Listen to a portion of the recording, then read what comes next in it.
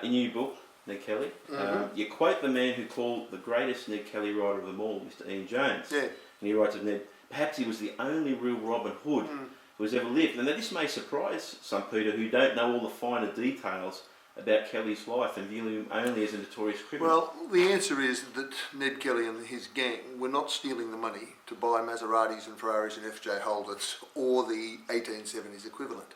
I mean, most of that money, and not purely altruistically, but most of that money was distributed among their community. So they were from the Irish Catholic community. The line in the police officers at the time, well, the line of the law at the time was a man is innocent until proven Irish. And so they were on the margins of society.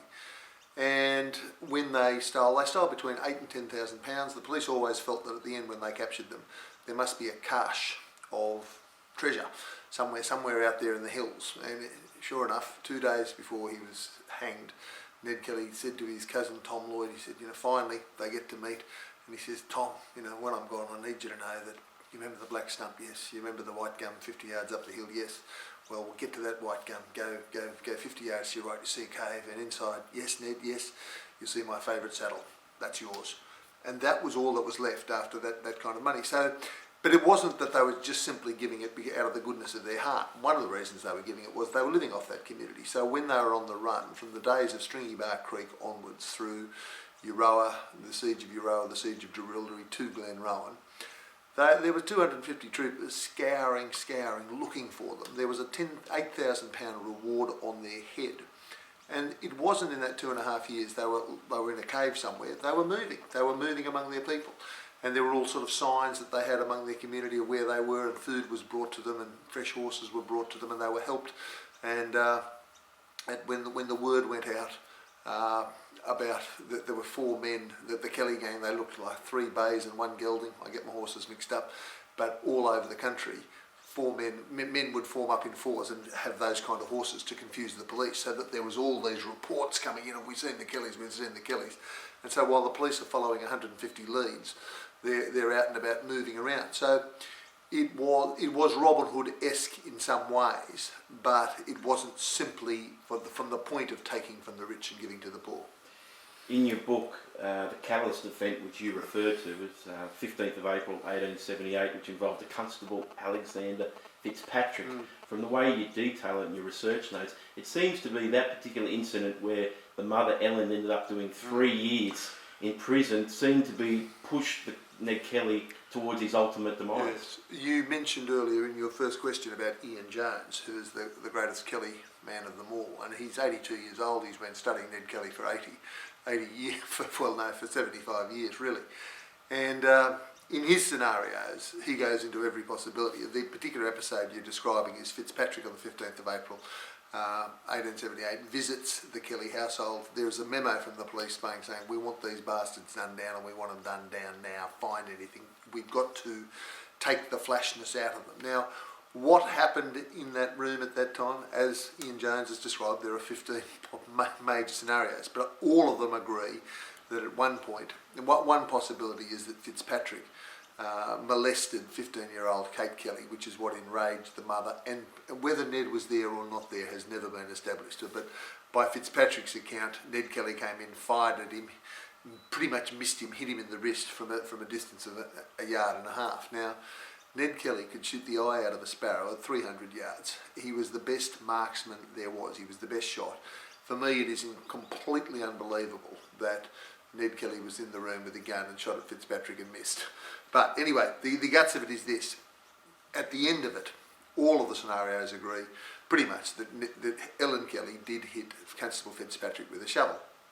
Now, I'll tell you what, if somebody was molesting my daughter, I'd hit him with far worse than a shovel. But I know it's not established that he was molesting, but the point of it is, I don't think, in me 130 years on, attempted murder is a bit strong. Assault, yes. Grievous bodily harm, maybe. Attempted murder, I don't think so. But she did 3 years in the big house for that, and that was what most enraged Ned Kelly. And basically he said to the police, you let my mother out, I'll come in, I'm the one you want, you let my mother out or there will be trouble. Well, they didn't let her out and there was trouble. Now, also adding to that, you note about Fitzpatrick later on, in April 1880, he was actually dismissed from the Victorian Police Force for being a liar, a larrikin, a perjurer and a drunkard. All of those things and more. So that was the irony, the tragic irony in the whole thing is that, what was that? There was an Irish comedian or a Welsh comedian who said, and that's where the trouble started. And that's his riff. And in this one, where the trouble started was with Fitzpatrick. And his subsequent testimony was the testimony that put Ellen Kelly into jail. Now, there is no doubt whether his testimony was true or not true, we don't know. But what we do know is that his track record, both before and after, was perjury, was lying. So in terms of having a reliable witness to put somebody away for 3 years, by any measure, he was not a reliable witness. And you also tracked down a journalist interviewed Ellen Kelly in her final years, and even then she still blamed the whole thing on Alexander Fitzpatrick. And the most interesting thing about that, Cookson was a journalist from Sydney, the Sydney Sun, and in 1906, which is to say a quarter of a century and a little bit after the events, he goes down and he interviews all the major players that are still alive, and it's our best insight into what happened to them all. Ellen Kelly, by that time, Ned had been in his grave for 20, 25, 26 years. Dan Kelly, the most fascinating episode there was Dan Kelly had been burnt to death. Well, probably was in fact dead before they set fire to the Glenrowan Inn. Probably suicide. The best evidence is took his own life to deny the police by taking laudanum, the poison. Took his own life to deny the police the pleasure of killing him with Steve Hart. But there was always a rumour, just as there is a rumour now that Elvis is alive and well and living in Bolivia, just down the road from Hitler. There was always a rumour that Dan Kelly had escaped and it was somebody else's body that was there. And the most fascinating part of the epilogue is where this journalist, Cookson, puts it to Ellen Kelly. Says, well, there are stories that Dan's still alive. And Ellen Kelly says, what? Dan's still alive, and me here, an old widow for 25 years and 26 years, and I haven't heard from him. Dan's still alive. No, Dan's dead. And it's really the way Cookson describes it, very, very strong. But yes, Ellen Kelly would go to her grave, and she lived for I think she lived till 1923, from memory. Nearly another 2 decades beyond that. Always said the trouble started with Fitzpatrick. And look, Ned Kelly was not he was a juvenile delinquent early on. He was more trouble than the police could deal with.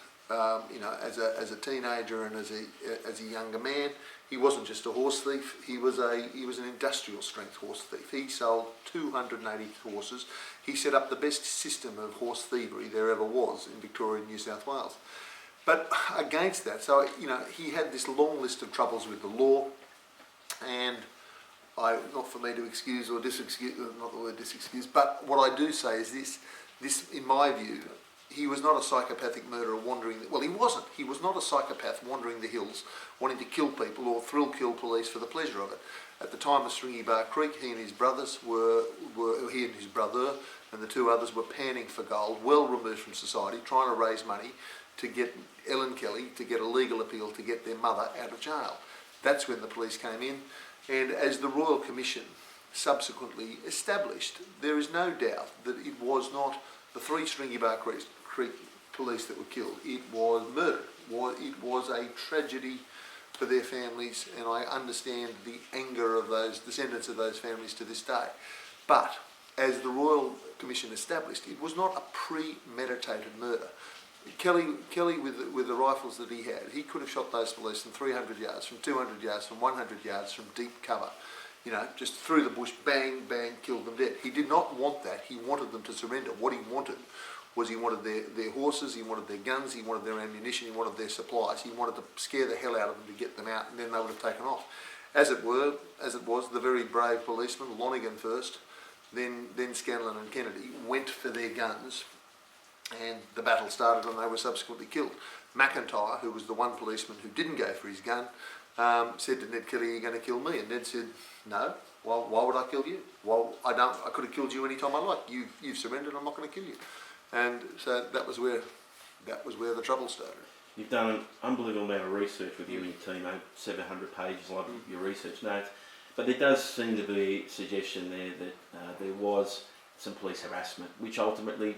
Oh, sure. Well, there is no question of that. I mean, the actual memo or the actual orders of the local police chief at the time was, you know, it was an absolute order. We have to do the Kellys down. We have to put these people in jail on it doesn't matter what it is. And I think the actual line was, without oppressing or harassment, you know, get them into jail. We've got to take the flashness out of them. Now, in the modern day, if that turned up with the Hornsby Police, if that order, that'd be before ICAC in a flash. You can't abuse the powers of the police to target specific people even if you don't like these people, even if these people are a constant pain in your side, and you're very annoyed at them and the rest of them, they're constantly on the other side of the law. You can't, you know, target specific people and get the machinery of the legal machinery of government and police to grind people down. That would put you before ICAC.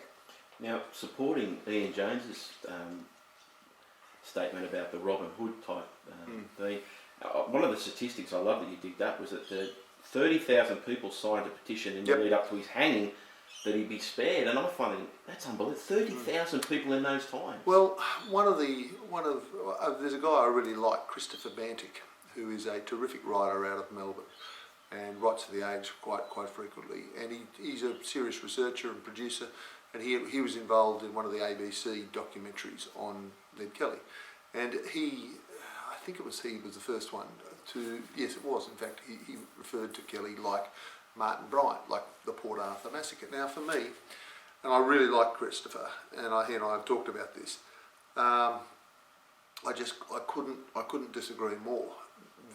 When Martin Bryant was thrown into jail, there were no rallies on Collins Street to spare him, in support of him. There was no petition circulating to get him anything less than a life sentence. He was a nutter. He was a tragic nut, mentally unwell, criminal, you know, criminally unwell. Perhaps the criminally insane is the best definition of it. But with Ned Kelly, you know, the people rose, and they did want his life spared, and they did not want him hanged. They weren't saying he was innocent of the charges, but they were saying that this is a man, I mean, the view was he was the leader of the Irish Catholic community who rose on behalf of them all in many ways, and Ned Kelly had extraordinary support from his own people. Now, at the start of your book, one of the questions you ask yourself is why? Why is the legend of Ned Kelly so popular? Did you put your finger on it doing all this research? Why? Yes, I think I did, because in part of my research, when I went to Glenrowan, I went to the Glenrowan Inn, and in the corner of the Glenrowan pub, in the corner of the dining room, there is a replica of Ned Kelly's armour. And this little kid, 7-year-old boy and a 5-year-old daughter, burst into the room, and I said, "You know who that is?" They said, "Yeah." I said, "Who?" They said, "Ned Kelly." I said, "Was he a good man or a bad man?" And the 7-year-old boy says, "Bad man." And at exactly the same time, his 5-year-old sister says, "Good man." And there, in a nutshell, there is two kids who, same family, same mum, same dad, same stories, same experiences, had come to totally different conclusions, equally certain that they were right. And even though they're only 7 and 5, I can tell you 27-year-olds and 25-year-olds, 37 and 35-year-olds, 85 and 87-year-olds are similarly divided. So there's that which is the level of fascination, is that Australia's been discussing it for 133 years, and we're still no sooner to coming to a common view. And even it was amazing to me, I did a thing on Neil Mitchell on 3AW, very kindly gave me 25 minutes to talk about my book, and a couple of calls came in, and one particular said, "How dare you, mythologising Ned Kelly, trying to turn him into a hero." And he went, "And he did this, and he did that, and he did this, and he did that." And I said, "Okay, settle. Everything you have just described is in my book. I am not mythologising anybody. I am saying this is what happened." Okay? And I've got 2,000 footnotes to say this is what happened. You may draw your own conclusions, but, I've got a research team of 5. We've gone through every damn, primary document, letter, diary, newspaper, Royal Commission, police reports there is, scouring for documentary proof of this is what happened, and this is what they said, and this is what he said, and this is what she said.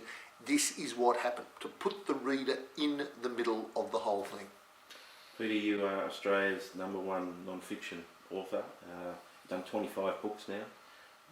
I've written 3 books, and I know that it's a demanding 9 to 12 month process for each one. And you've done Kokoda, Eureka, Batavia, the profiles on Charles Mawson, Les Darcy, Kim Beasley, Nick Farr-Jones, Steve Orchard, John Ellis. That is a serious contribution to the written record of Australian history, and must make you proud what you've achieved so far. Look, I certainly, to a certain extent, yes. I'm not sure how much new stuff I'm turning over. I mean, I'm turning over bits and pieces of new stuff. But what I'm trying to do is to devour the whole, work out who's right, who's wrong, what happened, and tell it in a way, ideally, to tell it in a way that the reader feels like they're in the moment to understand it. So, for instance, one thing is, I must say, I'm doing Gallipoli at the moment.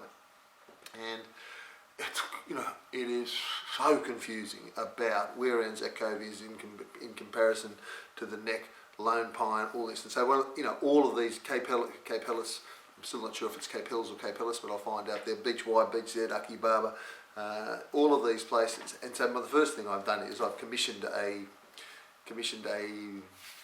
drawer to say, all right, I need, if you're a magpie, in the unlikely event that you're a magpie above Gallipoli, but maybe a crow or an eagle, well above, and you were looking down, looking north, what would you see? And so what I want to do with my stuff is to make clear, so to simplify it to a certain extent, but not to tell the story in a manner that everybody can understand without being a professional historian. And I don't insist that you read my books, honest. All I care is that you buy my books. P, you have an amazing energy and passion in person, and that translates so well into the way you write your books. It's so easy to read. Where does this passion and energy for life come from? I don't know. I mean, I think one of my wife's lines, I think you know my wife, Lisa. Her line is, find a job that you love and you'll never work again. So when you tapped on my door, I was upstairs and I'm sort of just getting into the whole Gallipoli thing, and it doesn't feel like work. It feels like, you bloody beauty, I've got 3 hours free till lunchtime. I can squeeze this in, and this is what I want to do. And so it doesn't feel like work. It feels like indulging in a passion. Are you doing Gallipoli? Anything else in the future? Any Australian and other topics that you want? I'm very interested in the Opera House, oddly enough. I think which would be a departure for me, but I look at the Opera House and I think, where did that thing come from? I mean, it's just over there. How is it that 1950s Australia, that 14 men could sit around a cabinet table with the scale model of the Opera House and say, yep, we'll build that bastard, because these 14 men, they were in Australia that was surrounded by a white picket fence, indeed with a white Australia policy. They were eating, meat and 3 veg every day, going to church every Sunday, and somehow or other they could look at the most stunningly revolutionary design there ever was, coming straight at them from the 23rd century, and I say, yeah, give that a go. And with great respect to my Victorian friends, I'm not saying that Federation Square is an example of how, you could take an equal risk and say, look, when it's all done, it'll look fantastic, and it didn't quite work. But for me, it doesn't quite work. Whereas the Opera House, I just look at it every day and I think I'm just stunned by it. I think there's something in that. In your Ned Kelly book, you say that your wife Lisa was actually one of the people who actually suggested to you Ned Kelly being an appropriate, suitable person for you. And I may say, Peter, that just like Ned Kelly, when you read the book, you see that what you see on the outside there's more layers to Ned Kelly. Oh, absolutely. You can also say there's many more layers to Peter FitzSimons as well. And we thank you for your work and thank you for your time. Thank you for having me at my place.